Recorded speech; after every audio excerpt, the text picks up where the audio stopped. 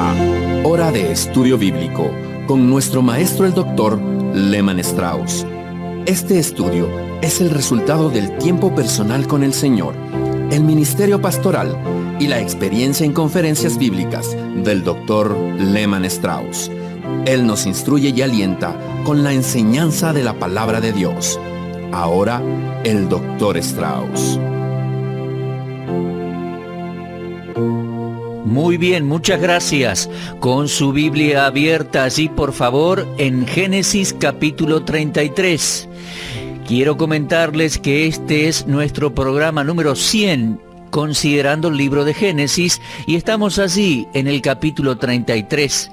Damos gracias a Dios que nos ha permitido desarrollar todos estos estudios bíblicos. Y bueno, comenzando en esta oportunidad, vamos a orar. Amado Padre, te agradecemos por un día más de vida y te damos gracias por tu palabra. Señor, sabemos que la fe viene por el oír y el oír la palabra de Dios. Sabemos que el hombre no debe vivir solo de pan, sino de toda palabra que procede de la boca de Dios y ha quedado escrita en la Biblia. Ah, bendito Dios, que tu palabra obre en nuestros corazones en este día, te pedimos, y sea de bendición para muchos, muchos oyentes. Te lo pedimos en el nombre del Señor Jesucristo. Amén. Muy bien, amigos, como les decía, capítulo 33 del libro de Génesis. Espero que usted esté leyendo allí a diario, Llegamos a este maravilloso capítulo en el que Jacob se encuentra con Esaú. Unos 20 años atrás, Jacob se había ido de la casa, huyendo de su hermano. Su hermano estaba airado con él, planeaba matarlo después que su padre muriese.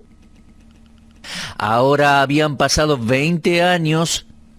Jacob había estado lejos de casa por todos esos años y al regresar está por reencontrarse con su hermano a quien no había visto por más de 20 años. Jacob no sabe nada de su hermano, solo sabe que cuando se iba, Esaú estaba furioso y quería matarlo. Ahora debe enfrentar a un hermano que estaba supuestamente enojado. Ahora bien, Jacob había pasado por varias experiencias desde que se fue de su casa. Tenemos la experiencia de Betel, donde yo creo que él se convirtió, ¿lo recuerda? Ni bien salió de su casa, él pasó por Betel, creo que allí fue salvo. Y después Dios se le apareció en otras ocasiones. Luego tenemos aquella experiencia dramática y llena de intriga en el capítulo 32, a donde Jacob quedó solo. Allí se le apareció Dios y luchó con él y lo dejó cojo para el resto de su vida, como recordatorio de aquella experiencia crítica de cuando Dios lidió con él. Ahora él va a encontrarse con su hermano Esaú. Y pienso que la experiencia de Jacob en Peniel fue de gran ayuda. En primer lugar, le dio un nuevo nombre. Dios le dio un nuevo nombre. Usted recordará que en el capítulo 32, el Señor le dijo en el versículo 28, no se llamará más tu nombre Jacob, sino Israel. En ese mismo momento Dios le cambió el nombre de Jacob a Israel. No se llamará más tu nombre Jacob, sino Israel. Pero es interesante leer el resto del Génesis, porque ¿sabe qué encontramos? Encontramos que el nombre Jacob aparece unas 45 veces, mientras que el nombre Israel solo aparece 22. En otras palabras, Jacob se usa el doble de veces que Israel. No obstante, Dios dijo, no se llamará más tu nombre Jacob, sino Israel. ¿Sabe una cosa? No sucedió así con Abraham, ni con Sarai, ni con Mateo, Pedro o Pablo. En Génesis capítulo 17, versículo 5, Dios le cambió el nombre a Abraham para ponerle Abraham. Y sabe, no se llamó más Abraham desde ahí en adelante, sino que se llamó Abraham. Dios le cambió el nombre a Sarai y le puso Sara, y no la llamaron más Sarai o Sarai. De ahí en adelante la llamaron Sara. También le cambió el nombre a Leví, le puso Mateo, y leemos Mateo. Cefas pasó a llamarse Pedro en el Nuevo Testamento y desde entonces se llamó Pedro. Saúl pasó a llamarse Pablo, Saulo de Tarso. Bueno, con esos nombres vemos que el nuevo nombre predominó, pero ¿sabe una cosa? Con Jacob no. Vemos que su nombre viejo volvió a prevalecer en el libro de Génesis, en su historia. Incluso Dios se refiere siempre como el Dios de Abraham, Isaac y Jacob. No dice el Dios de Abraham, Isaac e Israel, sino que dice el Dios de Abraham, Isaac y Jacob. Ahora, no voy a dar una interpretación o exégesis, sino que quiero darle una aplicación a esto. Yo pienso o sospecho que la idea aquí es que Jacob siguió siendo Jacob en vez de adoptar su nueva situación como Israel. Creo que él persistió en ser Jacob. En otras palabras, con el cambio de nombre vino el cambio de naturaleza. Mire, cada creyente recibe una nueva naturaleza. El Espíritu Santo de Dios que viene a morar al creyente. Él nos comunica una nueva naturaleza. Segunda de Pedro, capítulo 1 y versículo 4, dice que llegamos a ser participantes de la naturaleza divina. Dios mismo, en la persona del Espíritu Santo, entra al cuerpo del creyente. Sin embargo, la vieja naturaleza no es erradicada todavía. La naturaleza adámica permanecerá con nosotros hasta el momento de la transformación en gloria. Ahora, tanto Mateo como Pedro y el apóstol Pablo seguían luchando con la antigua naturaleza. Y siempre encontramos al viejo hombre luchando dentro del nuevo. Pero se da cuenta, la nueva naturaleza es la que debe dominar o prevalecer. Y con el cambio de naturaleza viene un nombre nuevo. Todavía yo no tengo un nombre nuevo, pero hay un nombre nuevo escrito allá en la gloria. No obstante, el nuevo hombre, el nuevo Raúl Ferrero, el nuevo Lehmann Strauss, debe dominar en mi vida, no la antigua naturaleza. No el hombre preconvertido o antes de convertirse, sino el convertido. Pero aquí con Jacob vemos que el viejo Jacob dominaba y no el nuevo. Ese parece ser el problema de este hombre. El doctor Barnhouse dijo algo muy interesante en uno de sus libros y me gustaría compartirlo con usted. Él dijo, ¿es posible pasar por una experiencia espiritual única y no sacarle provecho alguno?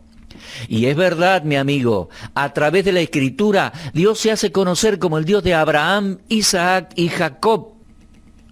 No como el Dios de Abraham, Isaac e Israel. Jacob experimentó una experiencia espiritual única, pero creo que no llegó a vivirla plenamente. No le sacó provecho. Ahora todos hemos tenido experiencias espirituales importantes por medio de la lectura de la palabra de Dios, la oración, el estudio de la palabra y la influencia de algunos mensajes. Pero creo que no hemos permanecido en ese nivel que alcanzamos en esos momentos. Jacob es un ejemplo de un hombre que comenzó bien, tuvo grandes experiencias espirituales, pero luego no continuó de la misma manera. Ahora, volviendo al capítulo 33 de Génesis, vemos que él va a encontrarse con su hermano incrédulo, aquel que amenazó con matarlo unos 20 años atrás. Pero aquí tenemos un descubrimiento maravilloso. Eso lo vamos a ver en el capítulo 33 en un momento. Vamos a ver que Esaú, que nunca demostró creer en el único Dios verdadero, se va a comportar en comparación más como un creyente que Jacob. Y eso verdaderamente es lamentable. Es lamentable del lado de Jacob. Es trágico cuando un inconverso se comporta mejor que un creyente. Pienso que hasta es casi un insulto al Evangelio del Señor Jesucristo y nosotros somos responsables por ese insulto. Vamos a leer allí en capítulo 33 de Génesis, versículos 1 y 2. Dice, alzando Jacob sus ojos, miró y aquí venía Esaú y los 400 hombres con él. Eso debe haber aterrorizado a Jacob, ver a su hermano sentado en un caballo con 400 hombres armados. Él imaginó 400 hombres que podían destruir la familia de Jacob en su totalidad, más todos sus siervos. Y lo vio a Esaú y estoy seguro que casi se muere del miedo. Ahora, mis amigos, fíjese lo que hizo. Entonces repartió los niños entre Lea y Raquel y las dos siervas, o sea, Bilha y Silpa. Usted recordará que tanto Lea como Raquel tenían una sierva cada uno, y Jacob tuvo hijos con ellas, con las 4 mujeres. Entonces puso las siervas y sus niños adelante, luego a Lea y sus niños, a Raquel y a José los últimos. Y me pregunto por qué lo hizo así. Bueno, era el orden en que los amaba. Desde ya no estaba enamorado de sus siervas. Eran sus concubinas, cosas que creo que Dios no aprobó, sino que sus esposas lo decidieron así. Usted recuerda la historia, ¿verdad? Luego puso a Lea con sus hijos y al final, por último, a Raquel y a José. Uno puede ver claramente dónde estaba depositado su amor. Raquel fue su primer amor y José su hijo favorito, y los puso al final de la línea. En otras palabras, él estaba asumiendo que si Esaú y sus 400 hombres iban a destruirlos, las siervas y sus hijos morirían primero. Luego sería el turno de Lea y sus hijos, y finalmente, tal vez, Raquel y José tendrían una oportunidad de escapar. Bueno, creo que esa es la razón por la que hizo así las cosas. Después leemos allí en el texto, él pasó delante de ellos y se inclinó a tierra 7 veces hasta que llegó a su hermano. Ahora, ¿por qué hizo eso? Bueno, creo que la razón es bastante obvia. Hay 2 razones posibles y no quiero ser dogmático al respecto. Por un lado, él pudo haber tomado esa decisión por temor, y por otro lado, puede que verdaderamente se haya arrepentido.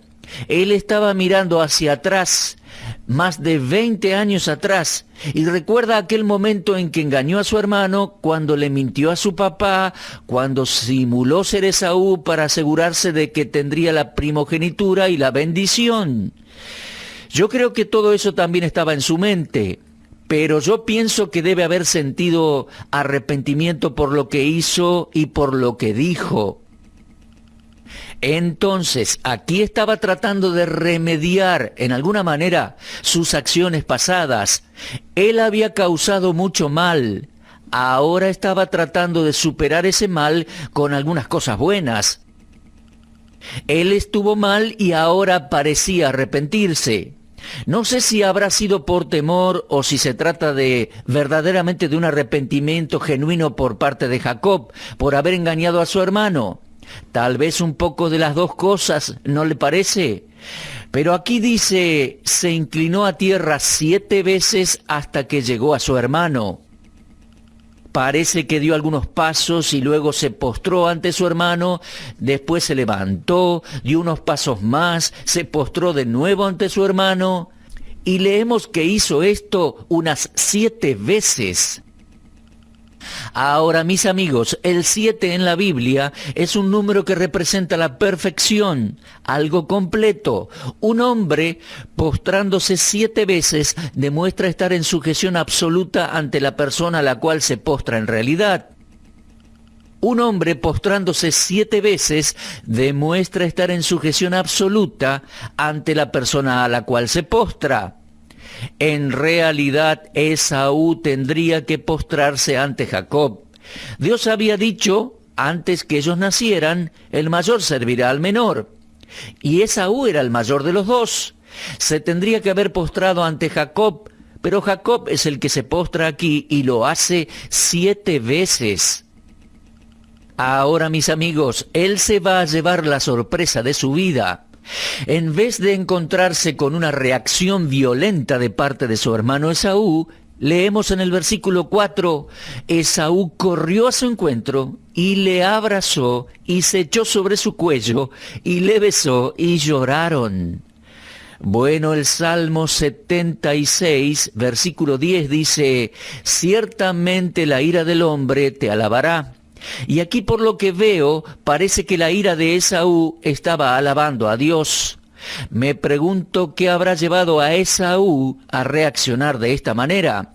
A propósito, Lucas 15:20 dice prácticamente lo mismo, palabra por palabra. En cuanto al padre del hijo pródigo, ¿lo recuerdan? Cuando el hijo pródigo tocó fondo, llegó a lo más bajo, se arrepintió y regresó a su hogar, y leemos que su papá le salió al encuentro, lo abrazó, se echó sobre su cuello y lo besó. Parece que la actitud de Jacob realmente derritió, por así decirlo, a su hermano Esaú. Mire, sea como fuere, vemos que funcionó. Y pienso que Jacob se acercó a su hermano de la manera más propicia. El capítulo 33 es un buen comentario de la reconciliación entre dos hermanos. Y se puede aplicar no solo para hermanos de sangre, sino también para hermanos en la fe.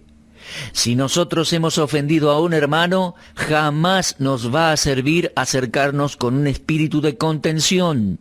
Nunca debemos tener la actitud de justificarnos a nosotros mismos. Si yo le hice mal a alguien, la manera en que me debo dirigir a esa persona es con un espíritu humilde y conciliatorio.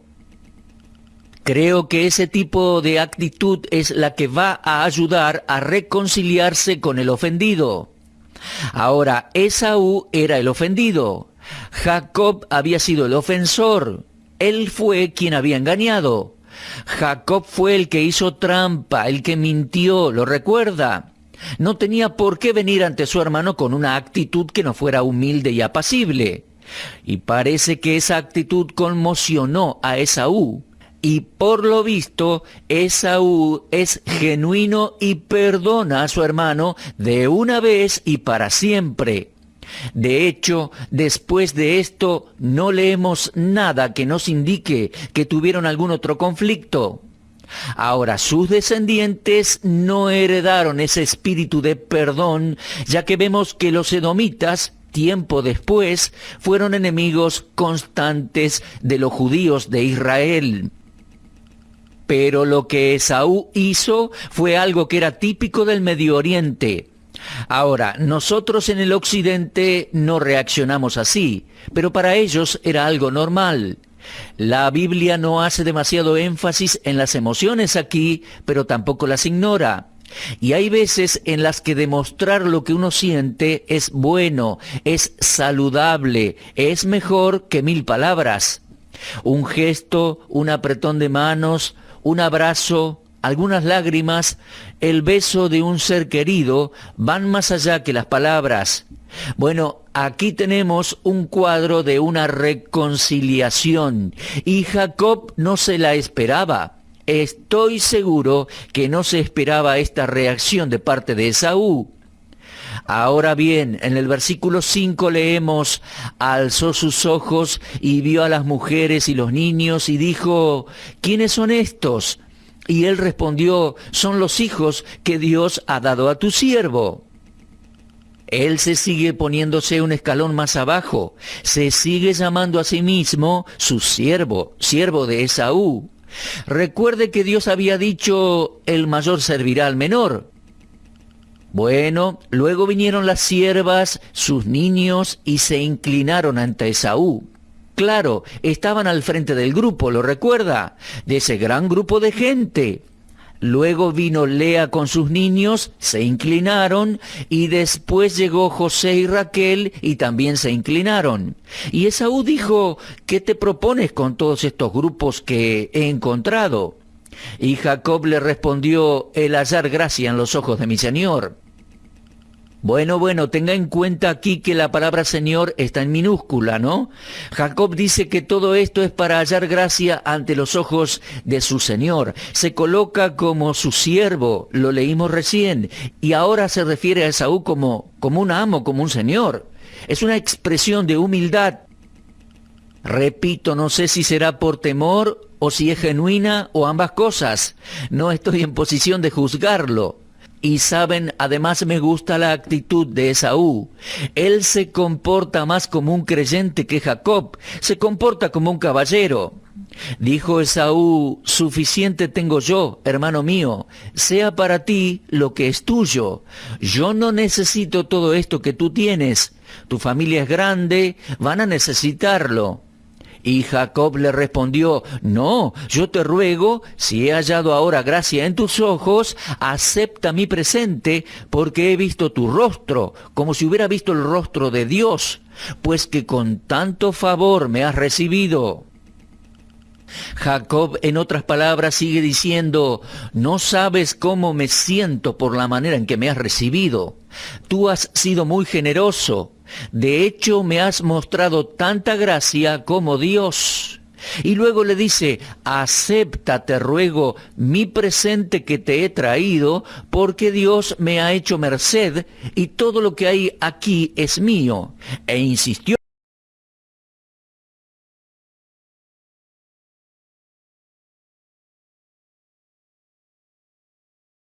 con él, y Esaú lo tomó.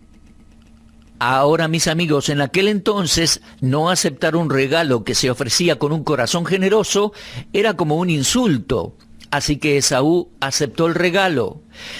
Quedaba claro que él no lo necesitaba y no lo quería tampoco, pero lo aceptó. Entonces Esaú dijo: anda, vamos, yo iré delante de ti. Y leo allí en el versículo 13, Jacob le dijo: mi señor sabe que los niños son tiernos.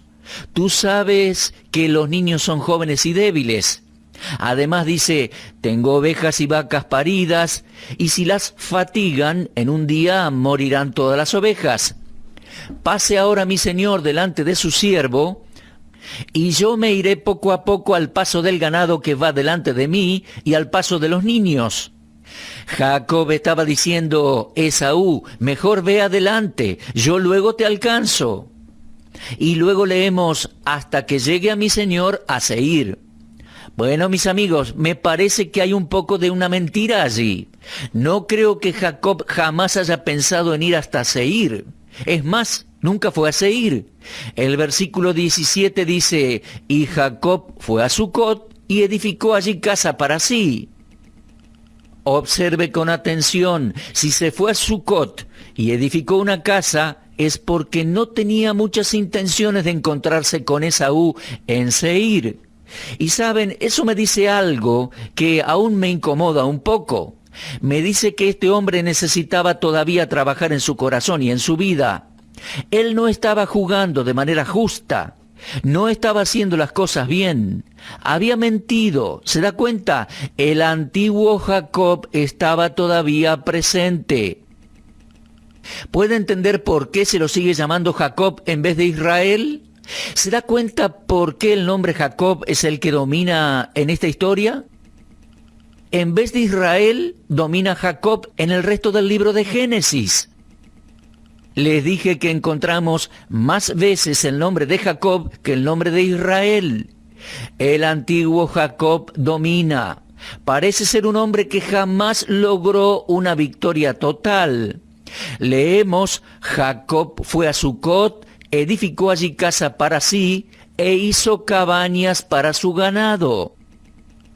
Si él pensaba encontrarse con Esaú en Seir, ¿por qué entonces edificó una casa y edificó establos para sus animales en Sucot? Por tanto, dice allí el texto, llamó el nombre de aquel lugar Sucot. Después Jacob llegó sano y salvo a la ciudad de Siquem, que está en la tierra de Canaán, cuando venía de Padán Aram, y acampó delante de la ciudad. Ahora, ese no es el lugar a donde Dios le dijo que fuera. ¿Recuerda a dónde Dios le dijo que fuera? Le dijo que regresara a Betel. Él lo quería de regreso en Betel, donde Dios le había aparecido al principio y donde creo que él pertenecía. Ahora, mis amigos, fíjese en el versículo 19. Dice que compró una parte del campo donde plantó su tienda de mano de los hijos de Hamor, padre de Siquem, por 100 monedas. Si él pensaba encontrarse con Esaú en Seir, jamás hubiera hecho todo esto. Él compró una propiedad, construyó una casa, construyó establos para su ganado. Fíjese lo que hace en el versículo 20. Levantó allí un altar y lo llamó el Elohe Israel. Esa es una palabra o expresión interesante. ¿Por qué hizo eso? ¿Cuál fue el propósito de llamar al lugar Dios, el Dios de Israel? Así se traduce. Dios, el Dios de Israel. Él significa Dios, y aquí lo vemos 2 veces. Dios, el Dios de Israel. Y levantó allí un altar y lo llamó así. Dios, el Dios de Israel. ¿Sabe una cosa? Me molesta un poco, mi amigo, que él haya hecho esto. Levantó un altar y lo ve. Eso nos habla de un fervor religioso, pero se trata de algo que satisfacía, me parece, a su carne, pero jamás agradaría a Dios.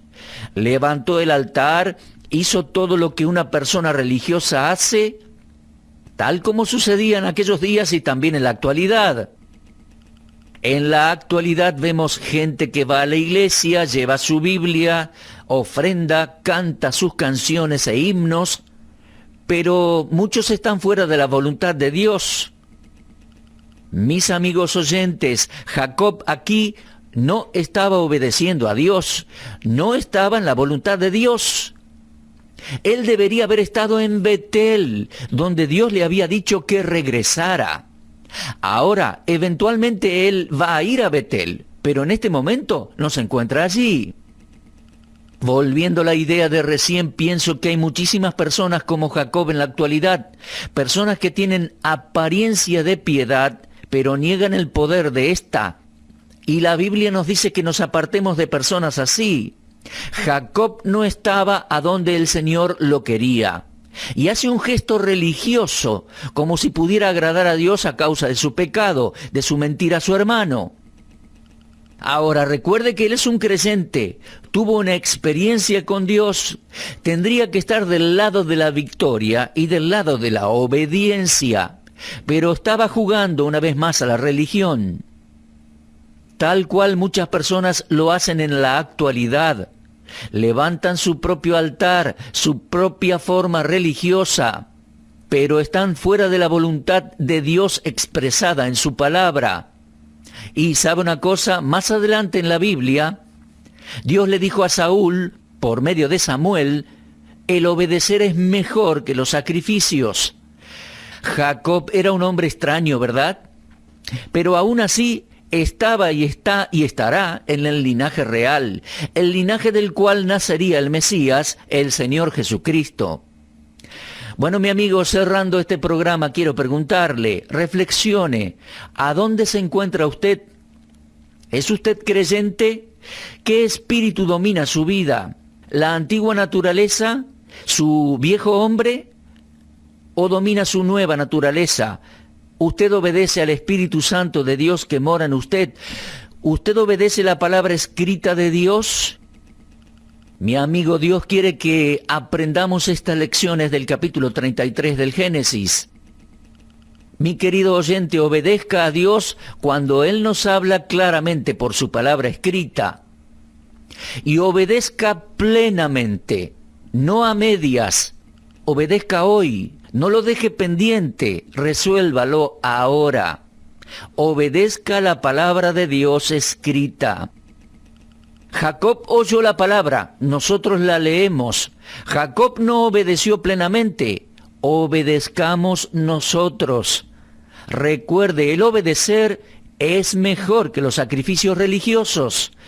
Bueno, mi amigo, repase la lectura de Génesis 33 y también avance hacia Génesis 34, pues es mi intención comenzar con ese capítulo en nuestro próximo programa.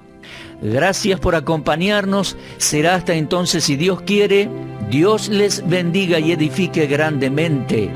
Usted estuvo escuchando Hora de Estudio Bíblico con el maestro el doctor Lehman Strauss. Si desea escuchar una vez más este mensaje, visite nuestra página en la internet www.bbnradio.org. Le dejamos la invitación para que el día de mañana nos acompañe aquí, en este mismo horario y punto del dial. Hora de Estudio Bíblico es una producción de BDN.